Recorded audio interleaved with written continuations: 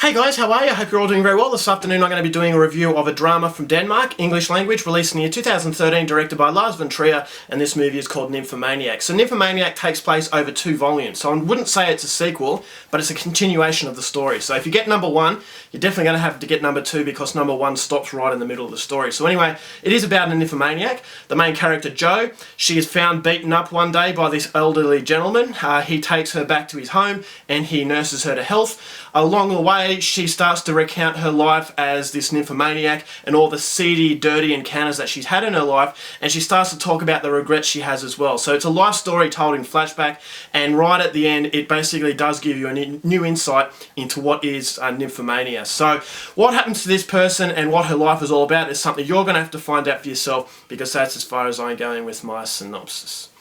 Now my thoughts on Nymphomaniac. This is a very, very explicit film. So if you're offended by explicit nudity, explicit sex scenes including penetration, Nymphomaniac is definitely not for you. And I heard a lot of people on IMDb criticise this film for being just a porno. And I think to label it as just a porno is kind of missing the point a little bit. I think this film is actually very smart at what it does, and it felt like Lars von Trier was deliberately trying to provoke an insecurity in us as an audience, especially in Australia, the UK and America, where nudity seems to be frowned upon a lot more than actual violence. So sexual acts make us more uncomfortable, and I think Lars von Trier plays to that very well, because he doesn't shy away from anything. He's showing you something that is natural, and it just shows you how silly, our priorities are. Even on YouTube, you can't show nudity, but you can show violence. So which one is really the bad one? And it just shows us our insecurities. And this movie does play on insecurities, and that's why I think so many people got upset with this film, is because it shows you everything in great detail. Now, I'm not going to say it's a porno, but it does have porno sort of elements in it because of the very graphic sex scenes. But what the beauty of this film does is it shows the ugly side of sex. And a lot of us will label sex as love and love making, and not a lot of films depict it for just lust, and this movie does that. The movie doesn't show any arousing scenes. All the graphic sex scenes are done in a way that it feels kind of filthy, and it feels like you're watching something that you shouldn't be watching. And so on one hand you've got moments of beauty. There are moments in the film that are actually quite charming, but then there's just got this graphic nature where it's trying to really provoke you, and in some ways it tries to provoke you a little bit too much. I thought there were some repetitive scenes here and there that weren't needed, but the majority of it is just showing you lust, and that's what Lars von Trier does so well, is that he shows you the ugly side of humanity. So with the sex, he's not saying that it's love making. It does show you the problem that this nymphomaniac has, and with nymphomania you think to yourself that it's just about having sex, about pleasuring yourself, but it's not about that. And I thought Lars von Trier does a great job. These 2 volumes that the film has, it needed to be done this way because it really needed an intense look at nymphomania, and I think one film that goes for 90 minutes wouldn't have done it justice, because it really has to outplay it. And at the start of the film you've got this girl who loves sex, but then as the movie goes along, her character starts to progress from someone who you think is just a slut to someone who you really feel a connection to and you feel sorry for as well. There are other moments in the film, as I said, Shia LaBeouf, Charlotte Gainsbourg, Stellan Skarsgård, Jamie Bell, Uma Thurman, you've got, who else have you got, Connie Nielsen, all of these really good actors, and Willem Dafoe as well. So you've got really good actors who feel as though they're being tested.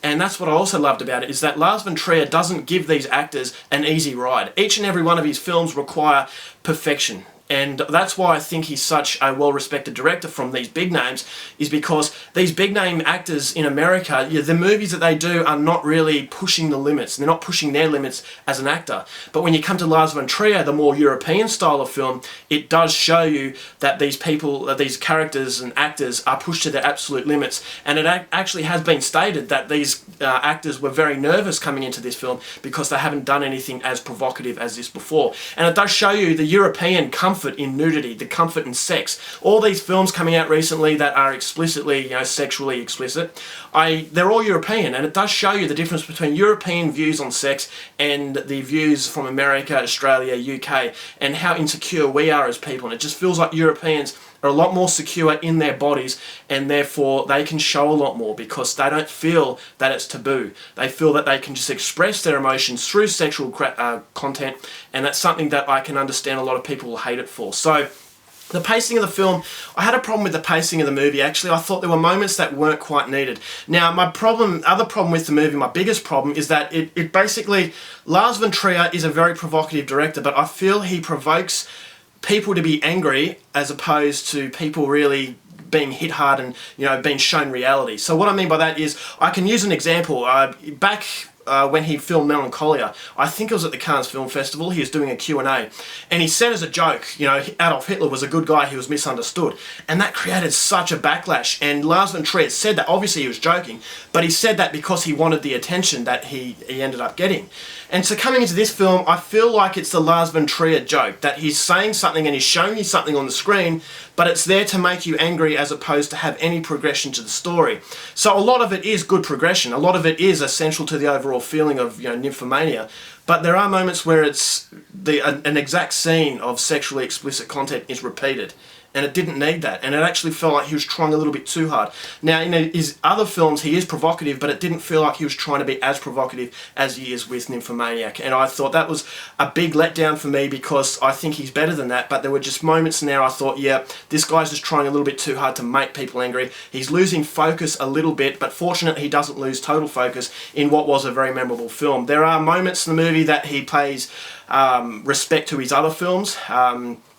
Yeah, he makes points to his other films which no other filmmaker does. That shows you a guy who is very confident in what he's doing. A few people might say that that's arrogance, self-indulgence, but when you reference your own work, you have confidence in that. And I could forgive that, because I actually thought it was quite smart in that this particular scene that he used in another movie, you felt that the same outcome was going to happen, so you're really worried about it, but then it doesn't. So it feels like Lars von Trier, amongst all the serious content, is having a little bit of fun as well. And that's why I regard him as one of the best directors out there these days. And he's definitely one that will provoke an audience, and it's definitely something that you experience as a moviegoer. And I think everybody deserves to experience something outside of normality, and you know, movies that can push that extra limit. So the dialogue was fantastic. I think the best scene in the film starred Uma Thurman. She was only in it for a few minutes, but I thought that scene really stole the show, and it symbolised everything that Nymphomaniac, the movie, was all about. So it does show you sex in a different light. It is very explicit, very disturbing at times,